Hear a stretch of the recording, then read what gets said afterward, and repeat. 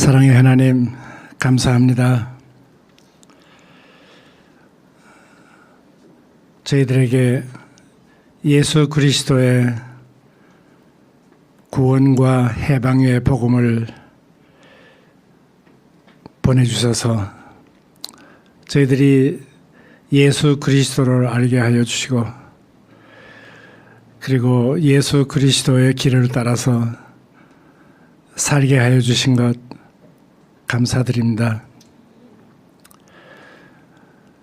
그리고 저희들에게 해암신학연구소를 허락하여 주셔서 한자리에 모여서 저희들의 믿음의 조상, 신학의 조상, 그분들의 삶과 그분들의 생각과 그분들의 신학을 연구하고, 그리고 오늘 저희들의 삶 속에서 새롭게 사는 삶, 회개하면서 사는 삶, 개혁하면서 사는 삶을 가르쳐 주신 것 감사드립니다. 오늘 저희들이 한자리에 모여서 그 옛날 500여 년 전 유럽 사회에서 일어났던 종교 개혁이라고 하는 하나님의 역사를 공부하고, 그 하나님의 역사가 오늘날 한국 교회에서도 이루어질 수 있을 것을, 그렇게 되기를 바라고, 또 그렇게 일하기 위하여 공부하는 자리에 왔습니다. 하나님께서 오늘 말씀하시는 선생님에게 능력을 허락하여 주셔서 듣는 사람들이 그 이야기를 들으면서 저희 한 사람 한 사람 마음속에 개혁이라는 삶, 회개하는 삶, 새롭게 사는 삶이 어떤 것인지 알게 하여 주시고 느끼게 하여 주시고 저희들이 결단을 내릴 수 있도록 이끌어 주시옵소서. 이 모든 말씀 예수 그리스도의 이름으로 간절히 기도하옵나이다. 아멘.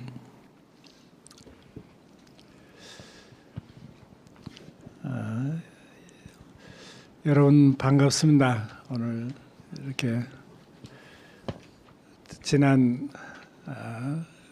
9월에 저희들이 여기서 모였는데, 제 기분만 그런지 한 달밖에 안 되는데 한 3개월, 4개월, 1년 후에 지금 만나는 것 같은 그런 기분입니다. 왜 그런가 하고서 저 혼자 이렇게 심리 분석을 해보니까 지난 한 달 동안에 우리 사회에 일어난 일들이 너무너무 많고 복잡하고, 그래서 그런 거가 아닌가.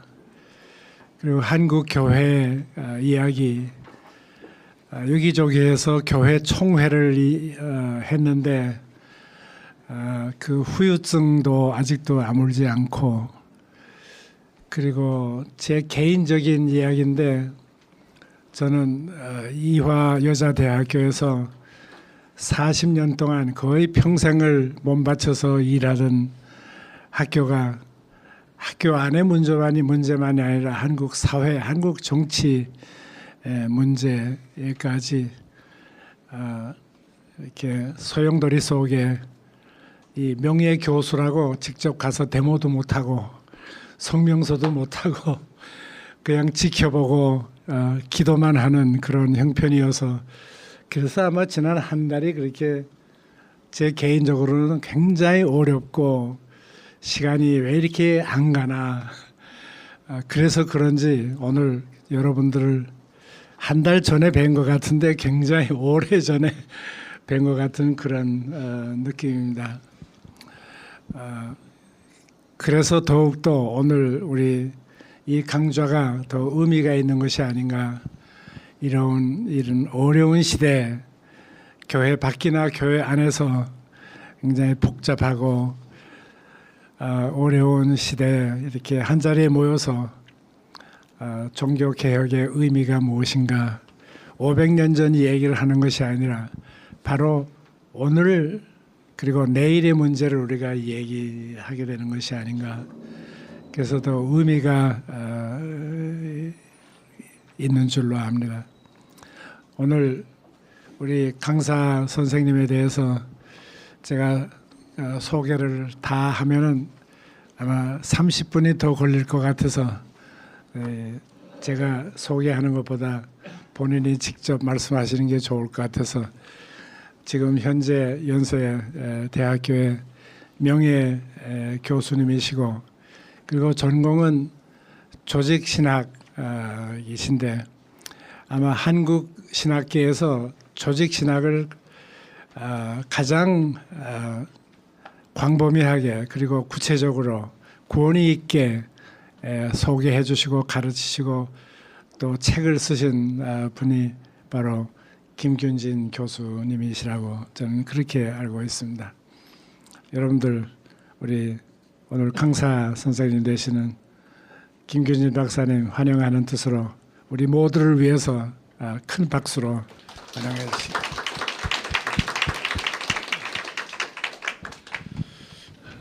네, 너무 그 과찬의 말씀을 해주셔서 몸둘 바를 모르겠습니다. 네,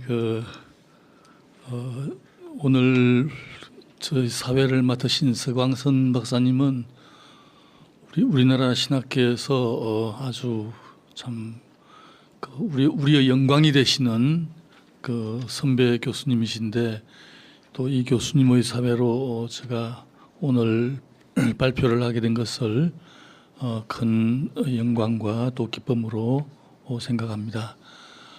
주어진 제목은 성례전론 혹은 성례론인데 여기에 대해서는 우리 소장님께서 옛날 그 기독교 사상 그 책에서 아주 체계적으로 잘 다루셔서 저보다도 더 좋은 발표를 해줄 수 있으신데 이 역할을 분담하는 뜻에서 저에게 이 제목을 나누어 주신 것 같습니다.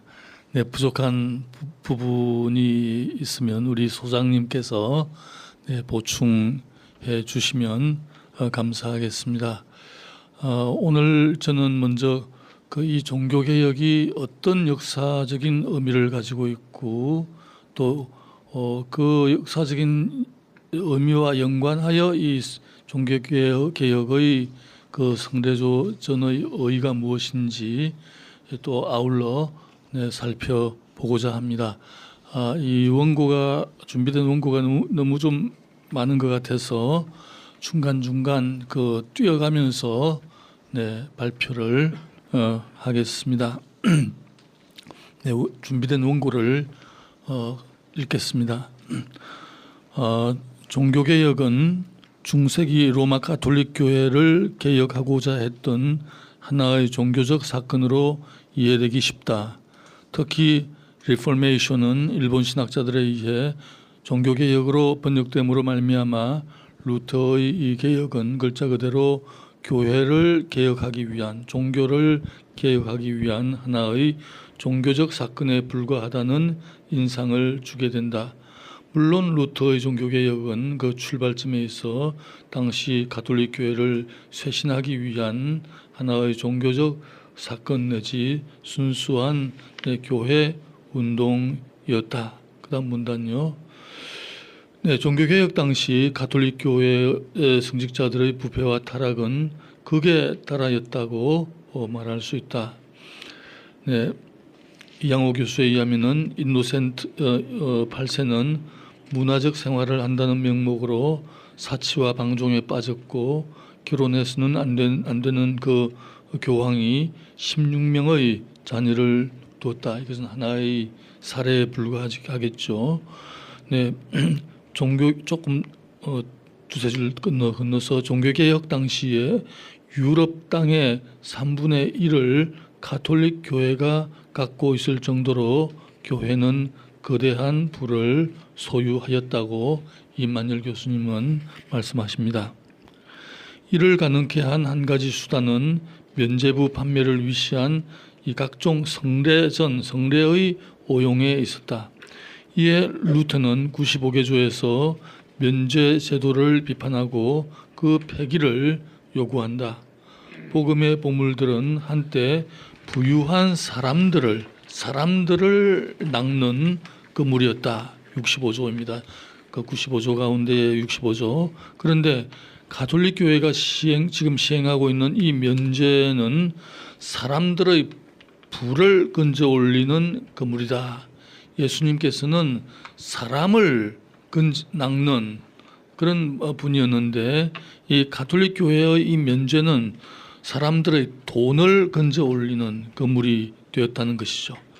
이 그물을 통해 교황은 오늘날 가장 부유한 사람들보다 더 부유한 사람이 되었다. 86조.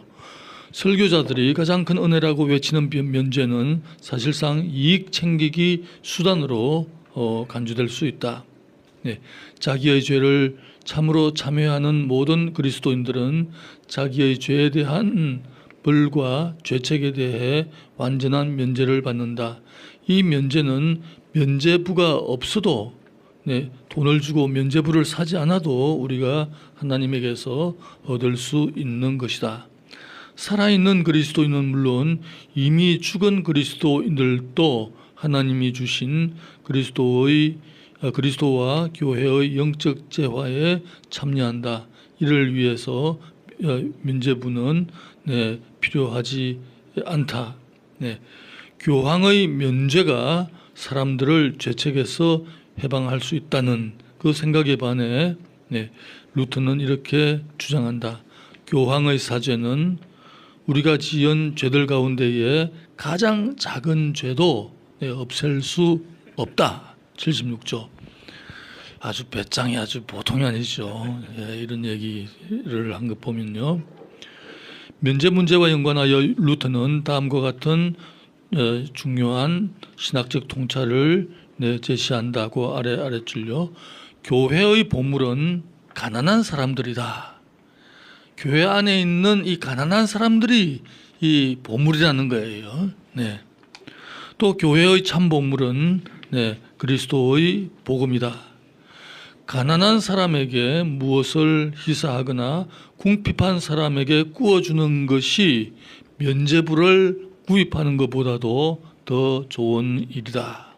43조.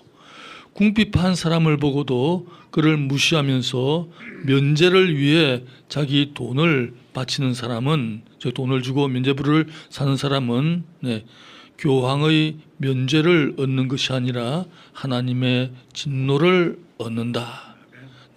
교회 안에 있는 그 어려운 사람들을 돕지 않고 돈을 희사해가지고 면죄부를 사는 사람은 죄 용서를 얻는 것이 아니라 오히려 하나님의 진노를 얻는다는 거죠. 오늘날 부유한 사람들보다 더 부유한 교황은, 그러니까 가장 부유하다는 것입니다. 이 교황은 최소한 베드로 성당을 왜 자신의 돈으로 건축하지 않고 가난한 사람들의 돈을 뜯어가지고 건축하는가. 그 다음 문단. 교황과 사제들이 이 지배자의 위치에 있는 세계 속에서 면죄 문제와 연관된 루터의 이 같은 비판은 가톨릭 교회는 물론 당시 유럽 사회 전체를 뒤흔드는 행위였다. 사실 그 당시 유럽 세계는 교황이 지배하는 세계였습니다. 그런 세계 속에서 이 루터의 이 비판은 단지 교회를 뒤흔드는 사건이 불과한 것이 아니라 유럽 세계 전체를 뒤흔드는 사건이었죠. 따라서 당시 가톨릭 교회의 면죄에 대한 루터의 그 비판과 그 개혁에 대한 요청은 교회 문제, 종교 문제에 머물지 않고 정치, 사회, 문화, 교육을 위시한 근대 유럽 세계 전체의 개혁으로 발전할 수밖에 없었다. 4페이지 맨 아랫줄. 한마디로 종교개혁은 그 시작에 있어서 하나의 종교적 사건처럼 보였지만 근대 유럽 세계 전체의 대변혁을 일으키는 세계사적인 사건으로 발전한다. 종교개혁으로 말미암아 교황의 멍에에서의 해방은 당시 유럽 사회의 문화적 삶의 거의 모든 영역에 큰 영향을 주었다. 이런 관점에서 볼 때에 종교개혁은 칭의의 신앙의 회복과 칭의론의 회복과 교회개혁을 위한 종교적 사건, 곧 종교개혁에 불과한 것이 아니라 새로운 세계를 향한 출애굽으로 평가될 수 있다. 그리스도인은 모든 사물들 위에 있는 자유로운 주인이요 그 누구의 아래에도 있지 않다는 루터의 이 명제는 그리스도인의 자유에 관하여라는 이 문헌의 첫 명제는 모든 인간의 자유의 정신을 일깨웠고 프랑스 혁명을 위시한 근대 세계의 자유의 역사의 기초가 되었다. 그리고 여기에서부터 여성 해방 운동도 일어나게 된 것이죠. 여성도 사람이니까 남성 아래에 있는 존재가 아니다. 그래서 이 근대에 이르러서 여성 해방 운동이 또 일어나게 되었습니다. 며칠 뒤어서 루터는 단순히 기독교라는 역사적 종단 안에서의 개혁자가 아니라 인류 세계사 안에서 역사적 대변혁을 일으킨 개혁자였다고 김경재 교수는 종교개혁의 의미를 아주 적절하게 평가하고 있습니다. 루터의 종교개혁을 생각할 때에 우리는 가장 먼저 생각하는 게 칭의론입니다. 루터의 종교개혁 하면 우리는 칭의론을 생각할 정도로 칭의론이 종교개혁의 근본 동인으로 알려져 있다. 그래서 많은 학자들은 칭의론이 종교개혁의 열쇠, 종교개혁의 출발점, 종교개혁의 심장부라고 말한다. 그 다음 페이지로 넘어갔어요. 6페이지 그 첫째 문단 다섯째 줄. 그런데 종교개혁의 시발점이 된 루터의 15개조는 칭의에 대해 아무것도 말하지 않는다. 그것을 제가 아까 전에 몇 조를 말씀드리면서 제시하고자 했습니다. 그 다음 문단으로 넘어갔어요. 95개조를 면밀히 살펴보면 루터의 종교개혁은 각종 그 교회법들과 교회의 규정들과 성례를 통해 가난한 신자들을 갈취하여 부를 누리고 죄를 지으면서도 그 황제의 세속의 법에 따라 벌을 받지 않는 교황과 사제들의 거짓과 부패와 타락을 극복하고 하나님의 정의를 세우며 인간의 권리와 자유를 회복하고자 하는 의지로 말미암아 일어났음을 부인할 수 없다. 이 의지를 우리는 루터의 종교개혁의 3대 문헌에서 분명히 볼 수 있다. 일부만 좀 살펴보면요. 첫째 문헌 그리스도인의 자유는 제목 그대로 그리스도인의 자유를 회복하고자 했던 루터의 의지를 분명히 우리에게 보여준다. 이 의지를 루터는 이 책의 첫 명제에서 다음과 같이 선언한다. 그리스도인은 모든 사물들 위에 있는 자유로운 주인이요 그 누구 아래에 있지 않다. 이 명제, 이 자유를 우리는 되게 종교적인 자유로 생각하기 쉬운데 이 책을 이 문헌을 계속 읽어보면은 모든 사람은 영주 아래에도 있지 않다는 것입니다. 영주 아래에도 있지 않다. 영주로부터도 자유롭다는 것이죠. 이것은 단지 종교적 자유가 아니라 하나의 사회적인 정치적인 자유를 여기 내포하고 있다는 것을 볼 수 있고, 네, 루터는 여기에서 단지 네, 로마 가톨릭 교회로부터의 그 종교적 자유만 여기 주장한 것이 아니라 세속적인, 사회적인, 정치적인 자유를 함께 얘기한 것임을 분명히 볼 수 있습니다. 두 번째 문은 독일 크리스찬 귀족에게 보내는 글은 첫째, 교황의 권세는 혹은 교황의 권위는 황제나 왕의 권세 위에 있는 불가침의 최고의 권세이며, 네, 그러니까 이 교황은 자기의 권세가 황제나 왕의 권세보다도 더 높은 불가침의 권세라고 주장한다는 거예요. 네, 또 교황만이 성서의 해석 권한을 가지며, 네, 교회의 공의회 소집 권한은 교황에게만 있다는 이 가톨릭 교회의 세 가지 장벽을 지적하고 이 장벽으로부터 모든 그리스도인의 해방과 자유를 주장한다. 모든 그리스도인들의 사제직, 만인사제직, 성서 해석에 대한 평신도의 권리, 평신도도 성서를 해석할 수 있는 권리를 가진다. 네, 교황의 영적 권세와 세속적 권세의 분리, 즉 루터의 이 두 왕국론을 루터는 그 대안으로 제시하고 있습니다. 네, 시간 관계상 또 두 문단을 넘어섰어요. 네, 루터의 두 왕국론 밑줄 그어놓은 네, 루터의 두 왕국론. 네, 그냥 루터는 두 왕국론을 말했다. 네, 이렇게 우리는 평이하게 생각하기 쉬운데, 네, 루터의 두 왕국론 역시 만인 사제직과 마찬가지로 당시 유럽의 기독교 세계에서 혁명적 의미를 가지고 있었다. 두 왕국론으로 말미암아 교황이 다스리는 영적인 영역과 네, 황제가 다스리는 세속의 영역이 구별되었다. 이로 인해 교황의 권세는 세속의 영역에서 교회의 영적 영역으로 축소될 수밖에 없었다.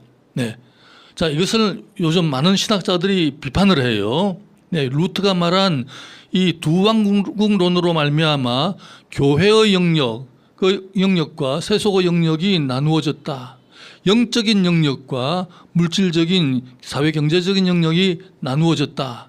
네, 이리하여 하나님의 그 통치 영역이 교회의 영역으로 제한되었다. 이것은 루터의 큰 실수이다. 네, 이렇게 비판을 하는데 그 당시 루터가 살고 있던 그 사회에서 네, 이것은 혁명적인 의미를 가진 것이라고 하겠습니다. 네, 이 두 왕국론은 교회의 그 교황의 지배와 간섭에서 세속의 영역이 해방되는, 자유롭게 되는 네, 이런 의미를 가진 것이죠. 이리하여 세속의 모든 영역에서 네, 새로운 발전이 가능하게 되었다. 교육이 자유롭게 되고 자연과학이 자유롭게 발전할 수 있게 되고 여성이 남성의 그 지배에서 자유롭게 될 수 있는 그런 여성 해방이 또한 일어나게 되고 예술의 자유가 일어나게 되고 이런 사회 모든 영역에서 이 자유운동이 일어나게 되고 새로운 발전이 일어난 것을 우리는 근대 역사에서 볼 수 있습니다. 세 번째 문은 교회의 바빌론 포로 신세는 단지 성례전론에 관한 책이 아니라 물론 성례전론을 다루는데요. 네, 로마 가톨릭 교회의 포로가 되어서 자유를 상실한 모든 사람들의 해방과 자유를 목적으로 가진다. 이 사실을 우리는 이 책 제목에서 벌써 볼 수 있죠. 즉 교회의 바빌론 포로 신세라고 하는 이 제목에서 볼 수 있습니다. 이 책에서 루터는 교회의 세 가지 포로 신세, 곧 평신도에 대한 분잔 거부. 네. 그러니까 평신도들에게는 빵만 주고 포도주를 주지 않는 거예요. 네. 그다음에 로마 교회의 화채설, 세 번째, 그리스도의 속죄 제물을 하나님께 바치는 미사의 이 문제점을 지적하고 이 포로신세 곧 부자유에서의 이 해방과 자유를 주장하고 있습니다.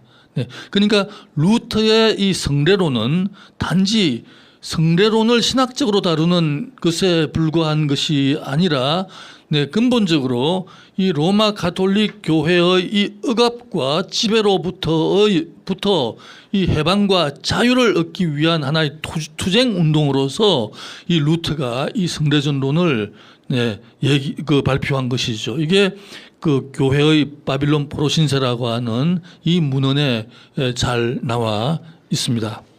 한마디로 이 루터의 말 그대로인데요. 이 교황 제도는 폭력적인 독재 체제요, 바빌론 제국과 진짜 적 그리스도의 이 통치에 불과하다고 루터는 이 책에서 선언합니다. 교황도, 루터의 말 인용입니다.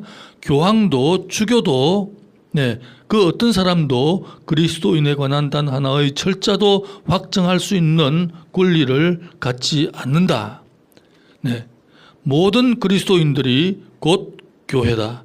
그리스도만이 하나님의 영원하고 유일한 사제다. 그리스도께서 사제직을 세웠다는 얘기를 성서 어디에서도 발견할 수 없다.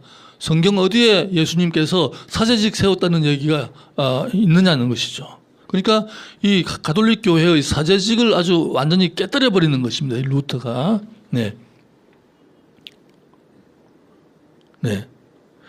그러므로 모든 그리스도인들은 교황과 그 쫄병들의 독재와 착취에서 해방되어야 한다고 루터는 그의 성례론에서 주장하고 있습니다. 단지 새로운 성례론에 대한 신학적 이론을 여기 전개하는 것이 아니라 이 가톨릭 교회의 이 독재와 억압에서부터 해방되어야 한다는 것을 루터는 분명히 이 책에서 제시하고 있습니다. 이 같은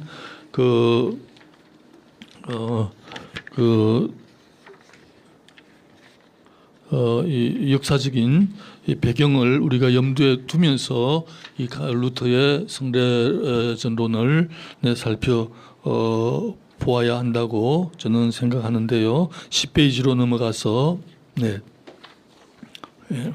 10페이지 중간 중간 문단. 따라서 루터의 종교개혁은 단지 칭의론 때문에 일어난 것이 아니라 하나님의 정의를 회복하고자 했던 청년 루터의 의분으로 말미암아 터졌다는 사실을 기독교 신학은 잊어서는 안 될 것이다. 칭의론은 이 루터의 관심을 관철하는 하나의 신학적인 토대가 되었다. 이 점을 우리가 간과하고 종교개혁은 단지 자신의 구원 문제에 대한 수도성 루터의 그 두려움과 실존적 절망 속에서 갑자기 발견한 칭의론으로 말미암아 아니면 교황청으로 흘러들어가는 독일 민족의 돈을 지키기 위한 경제적, 국수주의적 관심 때문에 일어났다고 생각한다면 이것은 루터의 종교개혁의 의의를 축소 내지 왜곡시키는 것이라 말할 수 있을 것이다.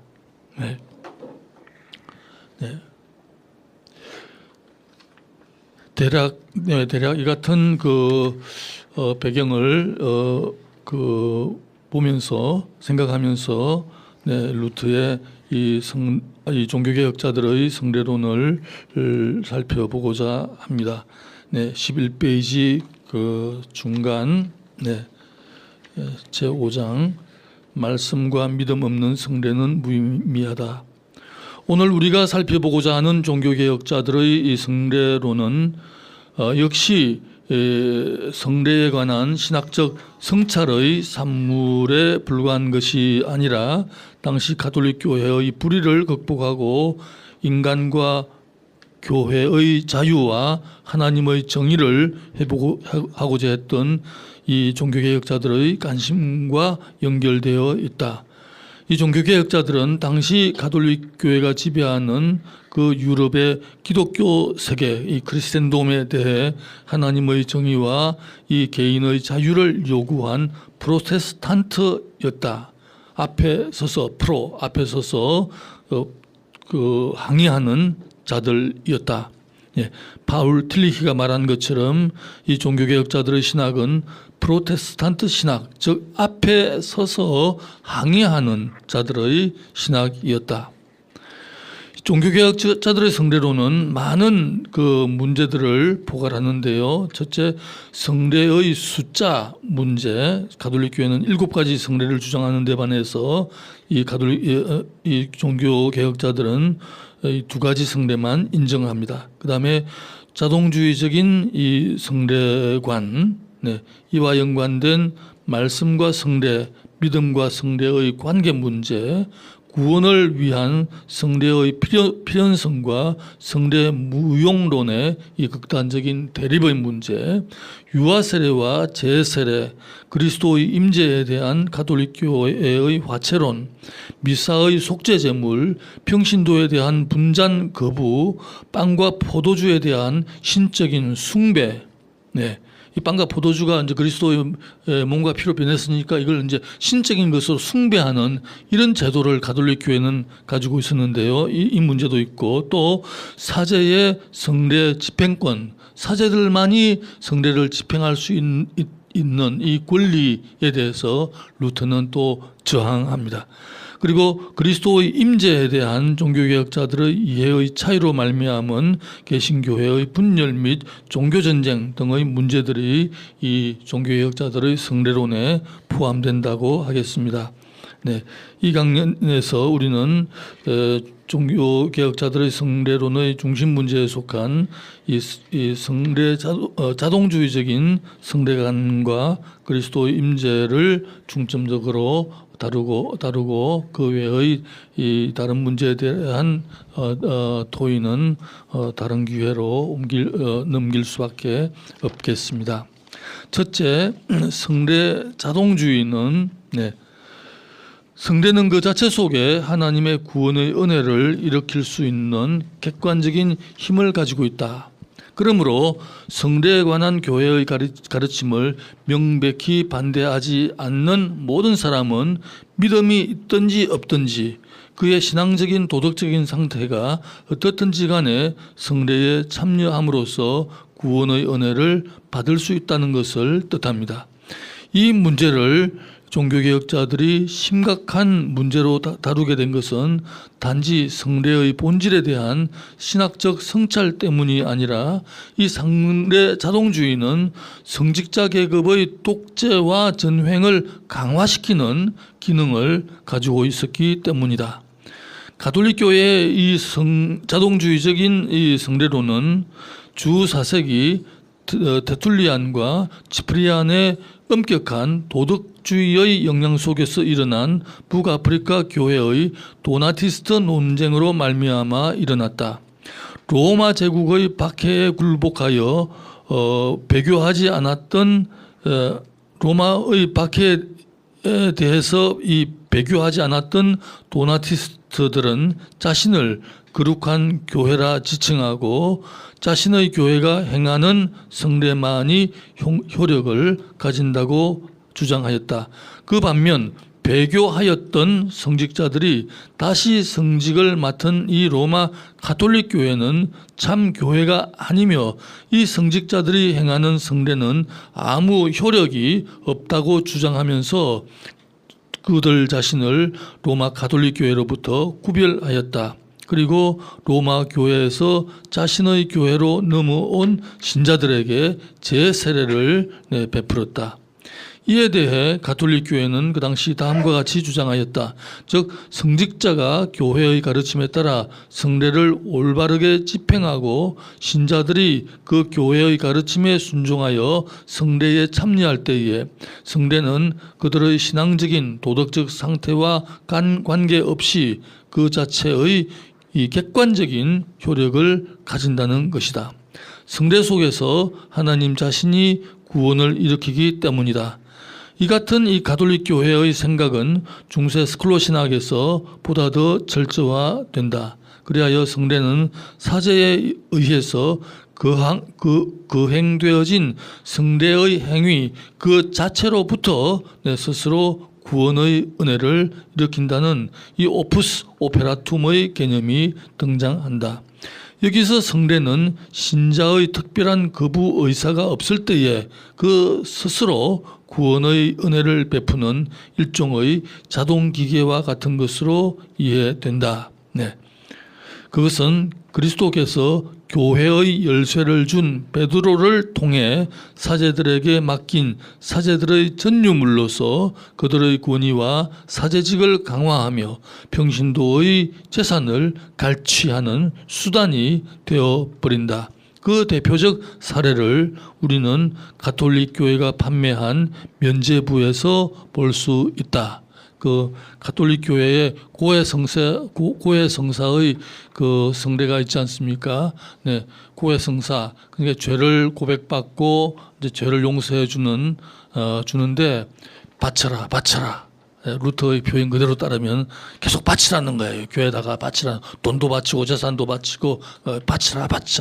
네. 그러니까 이 성례가 하나의 이 가난한 사람들의 재산을 갈취하는 그런 수단이 되어 버렸다는 것입니다. 그래서 이 성례 자동주의를 이제 종교개혁자들이 아주 강력하게 반대하고 있는데요. 네, 루터는 교회의 바빌론 포로 신세에서 가톨릭 교회의 이 성례 자동주의를 정면으로 반박한다. 죄 용서에 대한 하나님의 약속의 말씀이 선포될 때에 성례는 구원의 은혜를 일으킬 수 있다. 구원의 은혜를 일으키는 것은 성례 그 자체가 아니라 성례를 위해 선포되는 말씀의 힘이다. 네. 성례 혹은 미사의 힘과 본성과 모든 본질은 말씀에 있다. 말씀 없는 성례는 내용 없는 빈 형식에 불과하다. 그 다음 문단. 그러나 말씀은 믿음을 필요로 한다. 약속하는 죄의 용서를 약속하는 하나님의 말씀이 있는 곳에는 그것을 받아들이는 인간의 믿음이 필요하다. 네. 두세 줄 넘어갔어요. 죄인을 어렵게 하는 것은 약속의 말씀에 대한 믿음이지 성례 자체가 아니다. 성례를 통해서가 아니라 하나님의 어렵다 하심의 그 말씀에 대한 말씀을 믿음으로써 우리는 구원을 얻을 수 있다. 네. 그다음 페이지 첫 문단. 루터의 성례론에서 또 한 가지 혁명적인 것은 성례를 사제들의 전유물로 생각하지 않고 모든 신자들에게 맡겨진 것으로 보는 점에 있다. 그리스도께서는 사제들만이 아니라 모든 사람을 위해 자기를 희생하였다. 사도 바울은 주님으로부터 전해받은 것을 사제들에게만 전해주지 않고 그런 기록이 성경에 전혀 없죠. 네, 사제 자체가 없었으니까. 네, 바울은 이 성례를 사제들에게만 전해준 것이 아니라 여러분에게 곧 모든 그리스도인들에게 전해주었다. 그러므로 성례는 사제들의 전유물이 아니라 모든 신자들에게 속한 것이다. 네.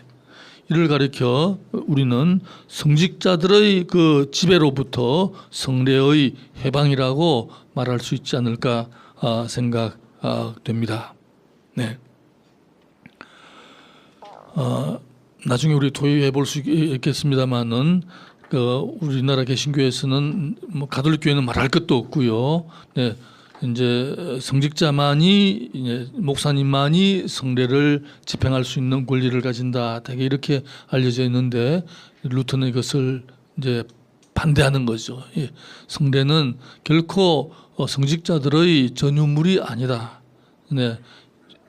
그 주님께서는 여러분 모두에게 이제 모든 그리스도인들에게 이 성례를 전해 주셨다. 그러므로 성례는 모든 그리스도인들의 것이다. 이렇게 얘기하고 있습니다.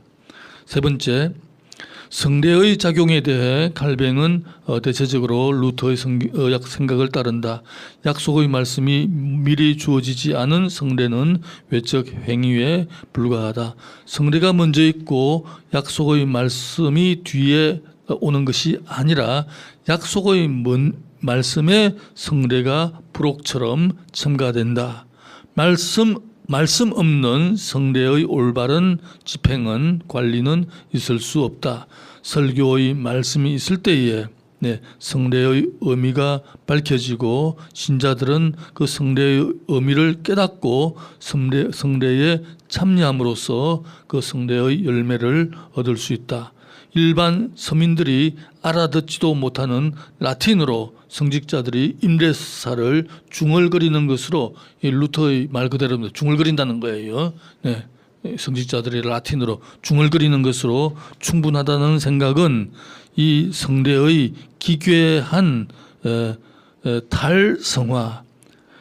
달성화이다. 그 성례가 가지고 있는 거룩한 의미를 그냥 파괴해 버린다는 것입니다.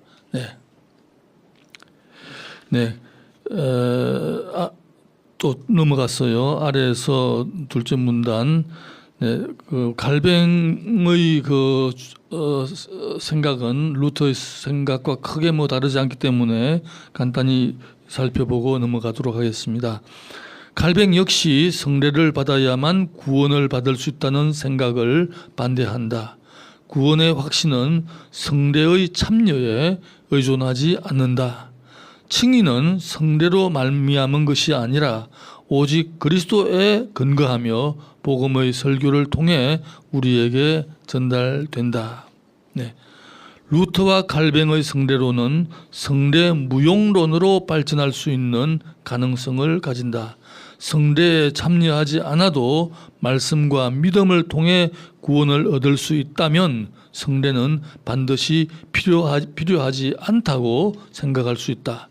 루터에 따르면 우리의 구원의 시작은 믿음에 있다. 성례로 말미암아 우리의 믿음이 시작되는 것이 아니라 구원이 시작되는 것이 아니라 믿음으로 말미암아 우리의 구원이 시작된다. 성례 무용론은 이 종교개혁자들의 생각 속에 숨어 있는 이 성례 무용론의 이 위험성은 제세례파에서 그대로 나타납니다. 그렇지만 종교개혁자들은 제세례파의 성례 무용론을 거부하고 즉 성례가 없어도 우리는 구원받을 수 있다. 성례를 우리가 지킬 필요가 없다. 이런 제세례파의 주장을 거부하고 구원의 방편으로서 성례를 종교개혁자들은 인정합니다. 그다음 그리스도의 임재에 관한 이 가톨릭 교회의 입장과 종교개혁자들의 비판, 이것은 우리가 지난 시간에도 간단히 살펴보았기 때문에 자세히 살펴볼 필요가 없지 않을까 생각되는데요. 준비된 내용 중에 일부만 살펴본다면 14페이지 첫째 문단. 성만찬을 거행할 때에 우리는 부활하신 주님께서 거기에 함께 계신다, 곧 임재한다고 생각한다. 주님은 빵과 포도주와 함께 성만찬의 자리에 임재하시며 현존하시며 우리는 주님의 고난을 기억한다고 되게 생각하죠. 그럼 주님은 어떤 형태로 성만찬에 임재하시는가? 이 문제와 연관하여 교회는 일찍부터 사도 바울과 요한복음의 말씀에 주목한다. 이것은 너희를 위하는 내 몸이다. 나는 하늘에서 내려온 살아있는 빵이다. 내가 줄 빵은 나의 살이다.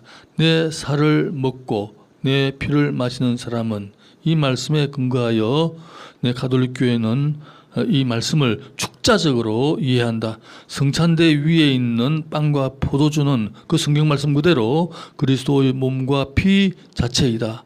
빵과 포도주의 형태는 변하지 않았지만 성직자가 성만찬 제정사를 말하는 순간 그 실체가 변화되어 빵과 포도주의 실체가 변화되어 그리스도의 몸과 피의 실체로 변화된다.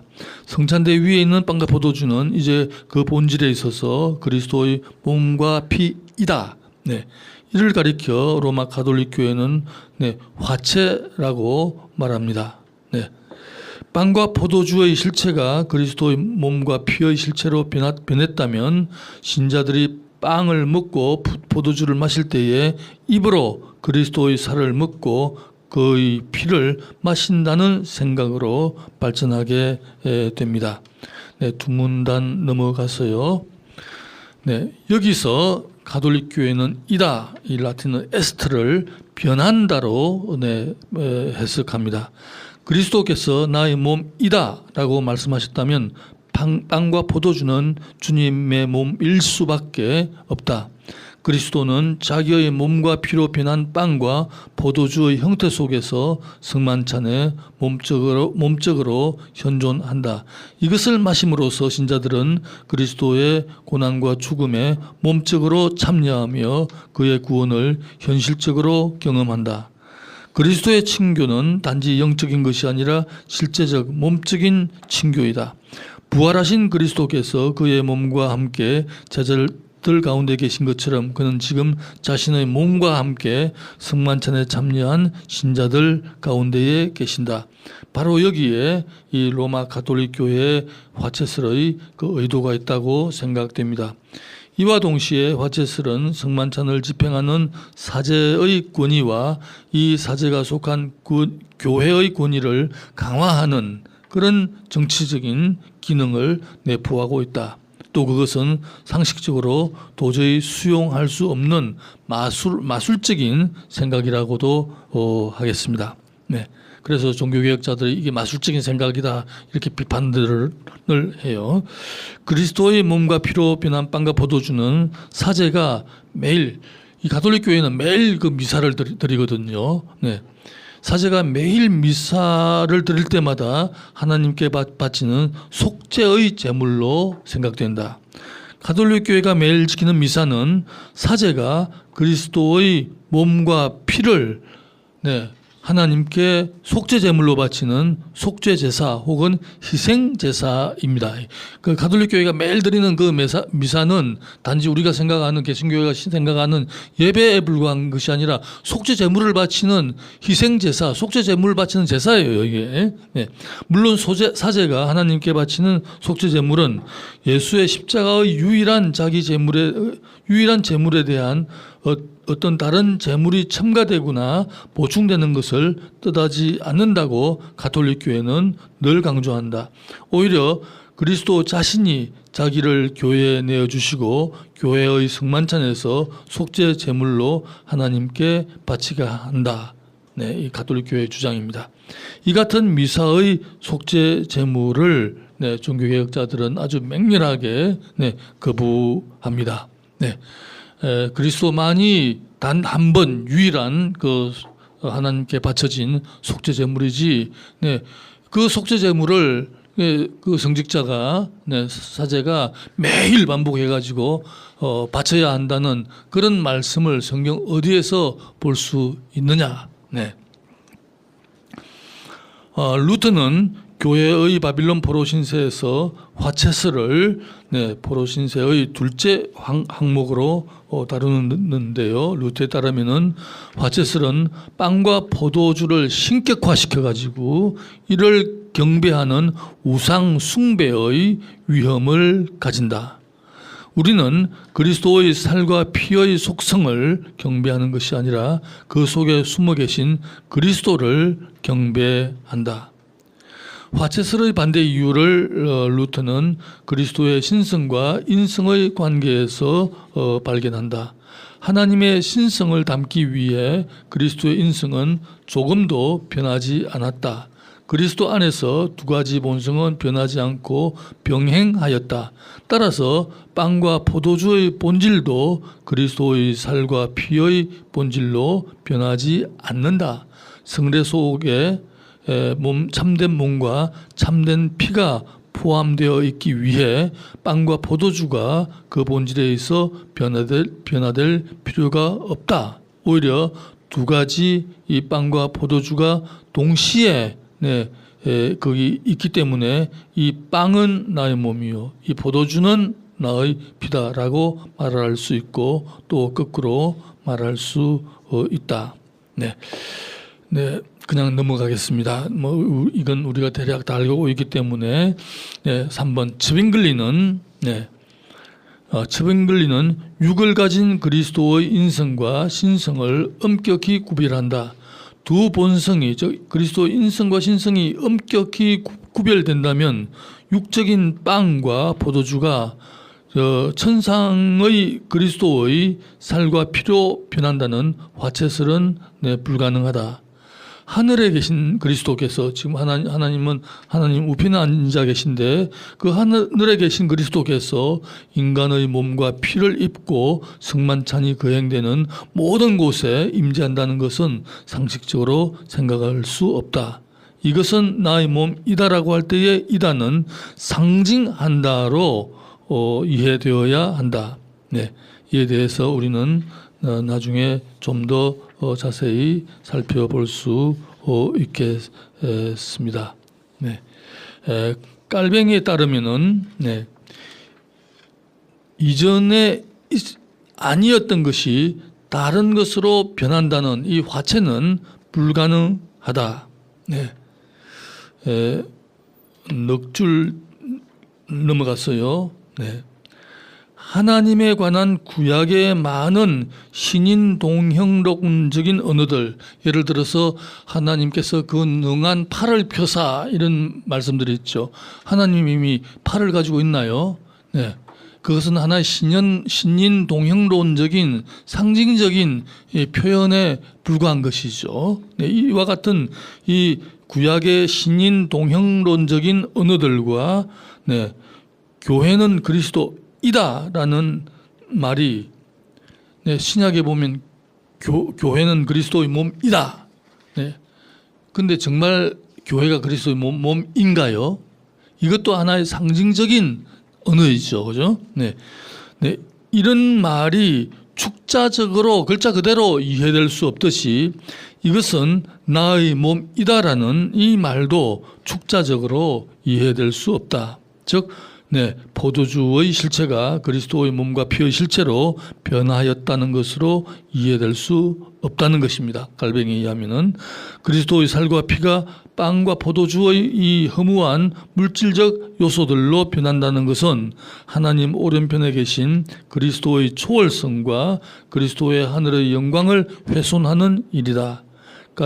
깔뱅에게서도 미사의 희생제물은 부인된다. 이 깔뱅도 루터처럼 이 가톨릭 교회의 그 미사 제도를 부인합니다. 이 갈뱅도 빵과 포도주가 그리스도의 몸과 피로 변한다는 이 화채설을 부인하기 때문이죠. 그다음 그럼 이 종교개혁자들은 이 그리스도의 임재를 어떻게 이해를 했는가?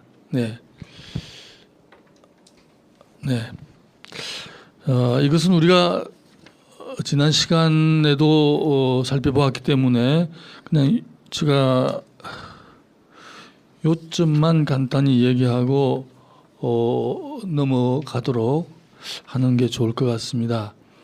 이 루터는 이제 그 실제적인 임재를 주장을 하고요. 실제적인 임재, 그건 떡과 포도주가 그리스도의 몸과 피로 변하지는 않지만은 그 하나님의 전능하심으로 말미암아 그 그리스도께서는 거기에 실제로 떡과 포도주 안에, 떡과 포도주 아래에 임재하신다고 이렇게 말합니다. 그 1번 조금 살펴보면요. 교회의 바빌론 포로 신세서 루터는 부활하신 주님이 빵과 포도주 안에 공간적으로 함께 계시다는 실제적인 임재, 곧 실제설 내지 공제론을 주장한다. 주님은 이것은 내 몸이다, 이것은 내 피다라는 말씀에 집착하여 몸과 피를 가진 그리스도의 실제적 공간적 임재를 루터는 주장합니다. 그러나 가톨릭 교회의 화채론 대신에 주님은 빵과 포도주 안에 함께 그리고 그 아래에 임재한다는 이런 공식을 루터는 말하는데요. 이에 대한 근거를 루터는 먼저 그리스도의 어디에나 계심에서 발견합니다. 성천하신 주님은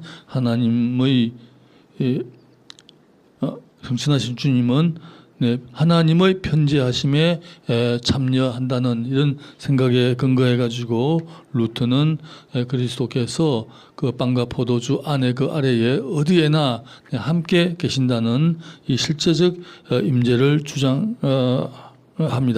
네. 그다음 그 중간 문단으로 넘어갔어요. 네.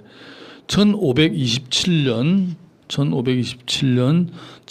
츠빙글리와의 성만찬 논장에서 루터는 그리스도는 하늘에 계신 동시에 빵과 포도주 안에 임재할 수 없다는 이 츠빙글리에 반해서 그리스도의 두 가지 본성 곧 신성과 인성의 교류의 개념을 통해서 그리스도의 이 편재를 주장합니다. 그리스도의 인성은 그의 신성과 교류함으로써 어디에나 계실 수 있다. 편재하실 수 있다. 신적 편재로 충만한 그의 인성은 성만찬의 빵과 포도주와 함께 있을 수 있다. 하나님이 그것을 원하시며 성만찬이 믿음 속에서 집행되기 때문이다. 1529년 10월 3일 종교개혁자들은 15조로 구성된 마르부르크 하비스를 발표한다. 여기서 개혁자들은 가톨릭 교회의 화채설을 분명히 또 한 번 거부한다. 그러나 성만찬에 그리스도가 신체적으로 임재한다는 루터의 입장에 대해서도 그들은 동의하지 않는다. 루터는 츠빙글리의 자신과의 차이를 이렇게 말하는데요. 그들은 우리와 다른 정신을 가지고 있다. 이 루터 계열과 이 츠빙글리, 이 칼빈 이 계열의 이 차이는 유한은 무한을 포용할 수 있다는 루터 계열의 입장과 유한은 무한을 포용할 수 없다는 이 개혁교회 입장의 신학적인 차이로 환원된다고 하겠습니다. 두 번째, 츠빙글리는 이 가톨릭 교회의 화채설과 루터의 실제설을 거부하고 상징론을 주장한다. 그래서 이 나의 몸이다, 나의 피이다, 이 이다를 시그니피카트 상징한다로 이렇게 이해해야 한다고 주장합니다. 츠빙글리에 대해서는 우리가 대략 잘 알고 있으니까 깔뱅으로 넘어가겠습니다. 17페이지 중간. 깔뱅은 루터와 츠빙글리를 중재하는 입장을 취한다. 그래서 루터가 말하는 그리스도의 몸의 공간적 임재를 반대하는 동시에 빵과 포도주를 그리스도의 몸과 피에 대한 표정으로 간주하는 츠빙글리의 입장에 대해서도 반대한다. 이 두 극단적 입장 사이에서 갈뱅은 성령론적인 임재를 주장한다. 하늘에 계신 그리스도의 몸은 오직 성령을 통하여 성령 가운데서 어디에나 있을 수 있다. 임재할 수 있다. 성령께서 그리스도의 실제적인 임재를 실현한다. 우리와 그리스도를 결합시키는 것은 빵과 피 안에 있는 그리스도의 몸이 아니라 숨어 계신 성령의 능력이다. 숨어 계신 성령의 능력은 우리를 그리스도와 결합하는 끈이다. 성만찬에서 우리를 그리스도와 결합시키는 것은, 연합케 하는 것은 그리스도의 살과 피로 변한 빵과 포도주 자체가 아니라 성만찬에 임재하는 성령의 숨어있는 능력이다. 성만찬에서 그리스도의 몸과 피에 대한 참여는 성령의 능력을 통하여 일어난다. 그렇지만 이 츠빙글리의 단순한 이 상징론에 반해서 갈뱅은 그리스도의 몸이 빵 안에 현존함을 주장합니다. 빵과 포도주는 단순한 상징에 불과하지 않다. 갈뱅이에 의하면은 성령을 통하여 그리스도는 성만찬에 임재하시며 우리에게 그의 몸과 피를 주신다. 네, 이렇게 또 그 그리스도께서 정말 그 성만찬 가운데 임재하신다는 것을 갈뱅은 주장합니다.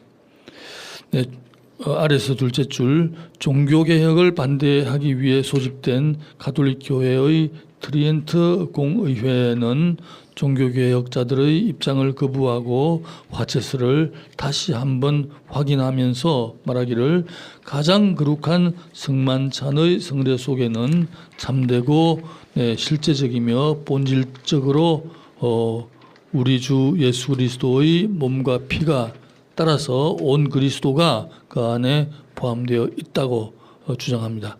빵과 포도주가 그리스도의 몸과 피로 화채한 다음에 빵과 포도주의 실체들이 남아 있다는 이 생각은 허용할 수 없다고 이 트렌트 공회는 가톨릭 교회의 그 전통적인 주장을 거듭 확인합니다. 영국 성공회는 가톨릭 교회의 화채설과 루터의 이 실제설, 특히 신자들이 입으로 그리스도의 몸과 피를 실제로 먹고 마신다는 루터 계열의 입장을 거부하고 칼뱅의 성령론적인 입장을 수용한다. 네. 이 같은 이 그리스도 임재에 관한 그 생각의 차이로 말미암아 개신교회의 이제 분열이 일어납니다. 크게는 이 루터 계열의 교회, 루터 교회와 그다음에 이 깔뱅 계열의 교회, 이 개혁 교회가 둘로 이제 나누어지는데요. 이 영국 성공회는 이제 크게 볼 때에 이 개혁 교회의 입장에 동조하는 입장을 취합니다. 네, 그래서 이제 이 성례에 관한 이 개신교회의 그 의견들이 일치를 보지 못하고 약 20세기에 이르기까지 교회가 분열된 상태에 있었습니다. 그래서 이 개신교회 내에서 그 성직자들이 강단을 교환하지를 않았다고 합니다. 그러니까 그 루터 교회 목사님이 개혁 교회에 와서 설교도 못하고 개혁 교회 목사님이 또 루터 교회에 가서 이 설교를 하지 못하는 이 강단의 분리가 유지되었고, 또 루터 교회 신자들과 개신교회 개혁 교회 신자들이 같이 성만찬에 참여하지도 못하고, 또 그 가톨릭 교회 신자들과 또 개신교회 신자들이 이 성례를 같이 나누지 못하는 것은 뭐 말할 것도 없고요. 이런 역사가 이제 시작되었는데 여기서 저는 과거에 관한 얘기만 끝내지 않고 이 성례에 대한 20세기의 신학적인 토의가 어떻게 전개되었는지 그것을 간단히 그냥 여기에 살펴보았습니다. 여기 시간 관계상 읽는 것은 좀 어려울 것 같고 집에서 한번 그냥 읽어 보시면은 좋겠는데요. 여기 시간 아직 있어요. 그래요? 그러면 제 8장 종례의 성례로는 성례를 주로 죄에서의 구원과 구원의 완성에 초점을 두고 있었다. 이에 비해 20세기 많은 가톨릭 신학자들과 개신교회 신학자들 그리고 WCC의 에큐메니칼 대화는 성례를 장차 올 하나님의 나라가 그 속에서 앞당겨 일어나는 종말론적인 메시아적인 사건으로 이해한다. 1985년에 남미에서 리마에서 발표된 리마 문서도 마찬가지다. 여기서 그리스도의 임재는 단지 과거에 있었던 그러나 부활하여 하나님 오른편에 계신 그리스도께서 땅으로 내려와 빵과 포도주 안에 임재하는 것이 아니라 장차 오실 미래로부터 오실 그리스도께서 그 미래로부터 미리 앞당겨 오셔서 임재하게 되는 것으로 이해된다.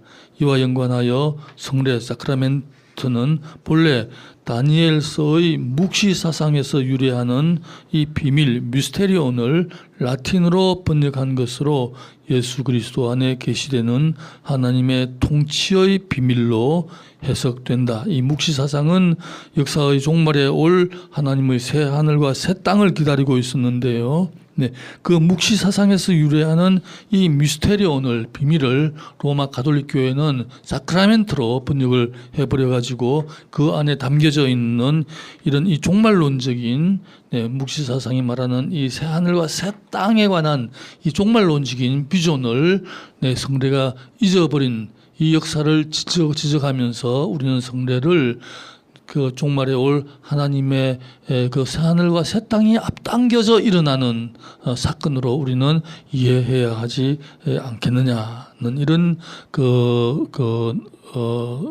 내용들이 거기에서 20세기 신학의 토의에서 많이 이루어졌습니다. 그다음 20세기 신학의 이 토의에서 말씀과 믿음 그리고 성례는 서로 대립하는 것이 아니라 서로 보완하는 관계에 있는 것으로 이해된다.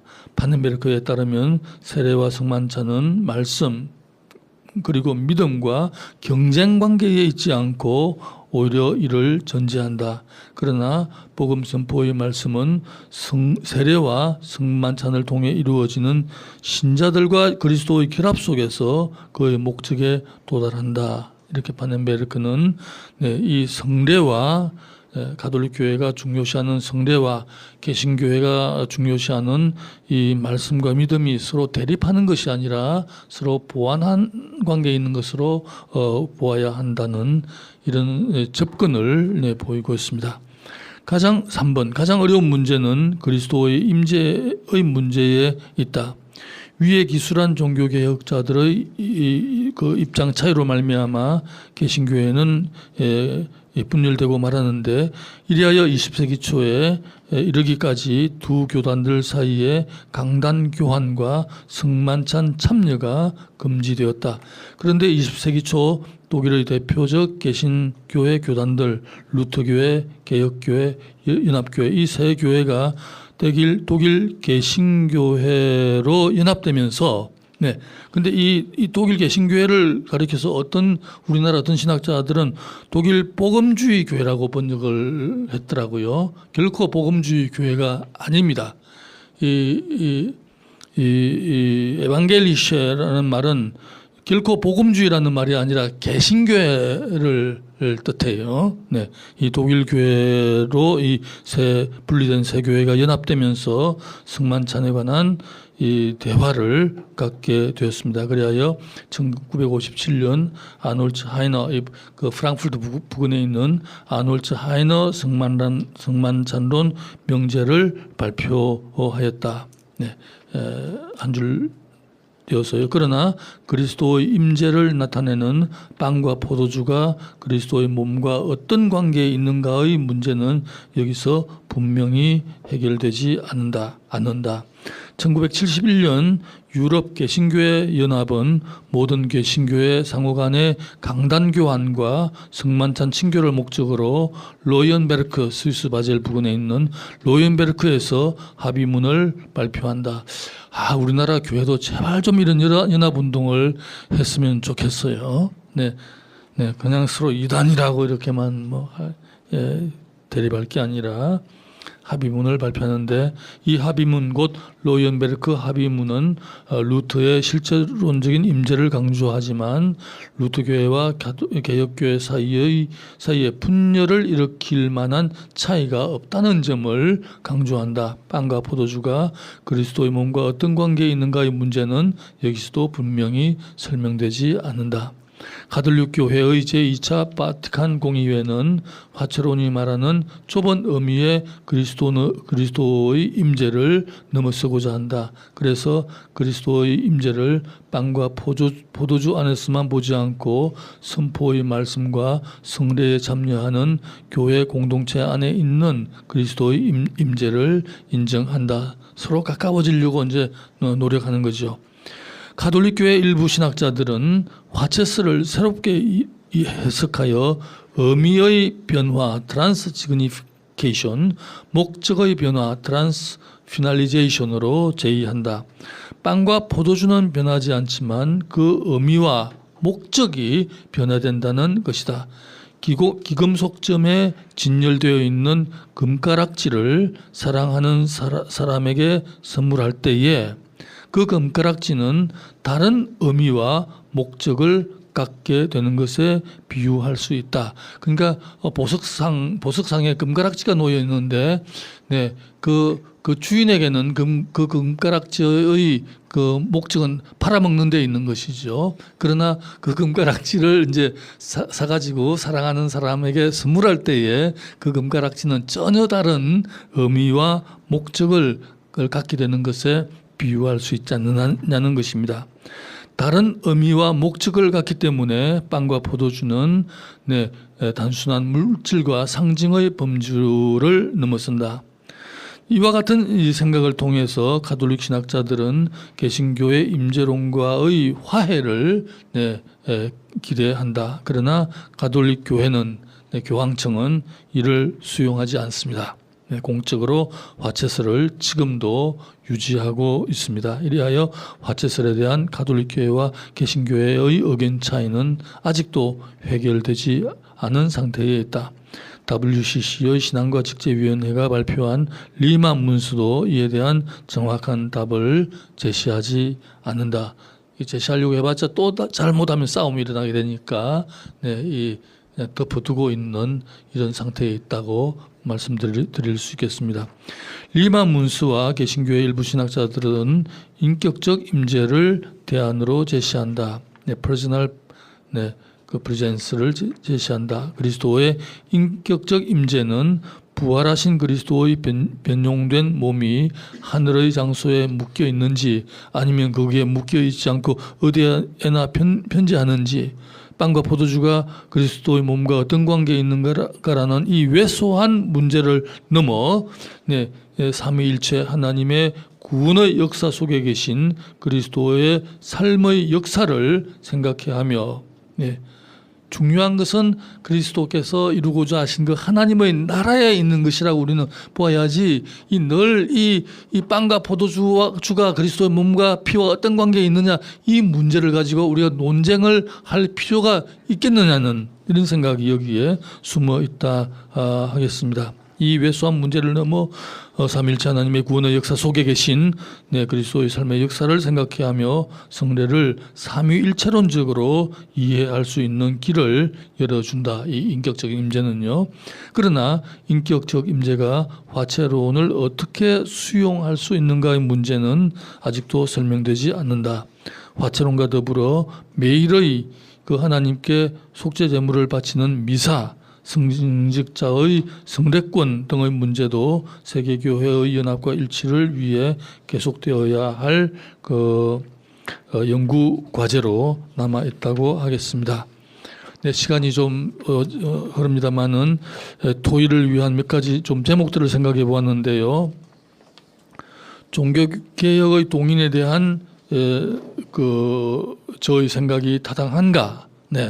단지 칭의론에 관한 문제로 말미암아 종교개혁이 일어난 것이 아니라 이 가톨릭 교회의 이 부패와 타락을 극복하고 이 모든 신자들의 이 자유와 권리를 회복하려고 하는 이 루터의 이 의분으로 말미암아 종교개혁이 일어나게 된 이 측면을 우리는 함께 생각해야 하지 않겠느냐는 이런 저희 생각이 과연 타당한지 한번 토의해 볼 수 있고요. 그 다음에 두 번째, 성만찬에서 그리스도의 임재를 우리는 과연 어떻게 이해해야 하는가.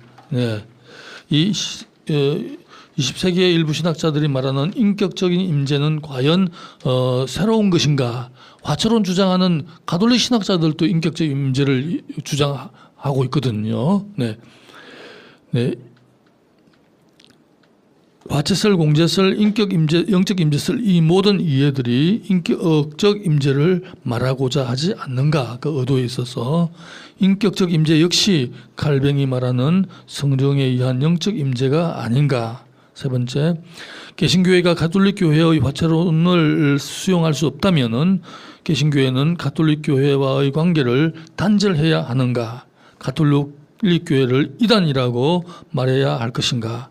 그리스도의 임재에 대한 교단 간의 차이를 우리는 어떻게 처리해야 할 것인가? 동방정교회, 가톨릭 교회 그리고 개신교회의 성만찬 친교를 회복할 수 있는 길은 무엇일까? 말씀과 믿음의 구원의 길이 있다는 종교개혁자들의 가르침에 따라 개신교회는 말씀 중심의 예배를 드린다. 세례와 성만찬의 성례는 1년에 2번 많으면 4번 정도 지킨다. 성례가 결여된 말씀 중심의 예배가 과연 적절하다고 볼 수 있는가? 말씀 중심의 예배는 어떤 장점과 약점을 가지는가? 말씀 중심의 예배의 약점을 극복할 수 있는 길은 무엇인가? 다섯 번째, 말씀과 성례, 믿음과 성례의 관계에 대한 종교개혁자들의 입장을 철저화시킬 때에 우리는 구원을 위해 성례는 반드시 필요하지 않다는 성례 무용론을 말하게 된다. 그러나 제세례파의 성례 무용론은 성서의 가르침에 위배된다. 성서에서 예수께서는 세례와 성만찬의 성례를 세우셨다고 말할 수 있기 때문이다. 그럼 예수께서 성례를 세운 목적은 무엇일까? 성례는 어떤 장점을 가지는가? 루터에 따르면 그리스도는 사제의 직분을 세우지 않았다. 히브리스가 말하는 것처럼 그리스도만이 영원한 사제이다. 사도행전에 따르면 모든 신자들이 성령을 받았다. 따라서 성례는 성직자만이 집행할 수 있는 성직자들의 소유물이 아니다. 달리 말해 평신도들도 성례를 집행할 수 있다. 그렇다면 성직자만이 성례를 집행할 권리를 가진다는 개신교회의 이 통념이 타당한가? 네. 일곱 번째, 이와 연관하여 한국 개신교회 목회자 중심의 성례전 형식이 타당한가? 네. 목회자가 제가 가본 어느 그 유럽의 교회에 보면요, 목회자 혼자서 이렇게 혼자서 이 빵과 포도주를 이렇게 나눠주지 않고 목회자와 평신도 대표들이 같이 서서 그 빙 둘러서 있는 이 신자들에게 이 빵과 포도주를 나누어 주는 걸 볼 수 있는데, 우리나라 그 개신교회 성찬식을 보면은 상당히 권위주의적이에요. 목회자 중심이고, 네. 네. 이런 이 목회자 중심의 성례전의 형식이 타당한가? 목회자가 성례의 적극적 주체가 되고 평신도는 수동적 객체가 되는 이 성만찬의 형식이 루터가 말한 만인 사제직에 어울리는가? 루터의 말대로 성례가 성직자 계급에게 맡겨진 것이 아니라 너희들 곧 모든 그리스도인들에게 맡겨진 것이라면 한국 개신교의 성례 의식은 어떻게 개혁될 수 있을 것인가? 어떻게 개혁되어야 하는가? 네. 마지막으로 신분과 계급을 초월한 평등한 형제들의 모임으로서 교회 공동체가 지키는 성례, 특히 성만찬은 어떤 공동체적인 또 사회적인 의미를 가지는가? 하나님 나라의 만찬으로서 이 성례는 이른바 금수저 대 흙수저 1% 대 90%, 99%로 양극화된 이 악성 자본주의적인 우리 사회에 대해서 무엇을 말하는가? 네, 이런 점들을 우리 대략 토의할 수도 있고 또 우리 참여하신 분들께서 네, 생각하시는 여러 가지 또 문제에 대해서도 토의를 가질 수 있겠습니다. 네, 네 대단히 감사합니다. 네.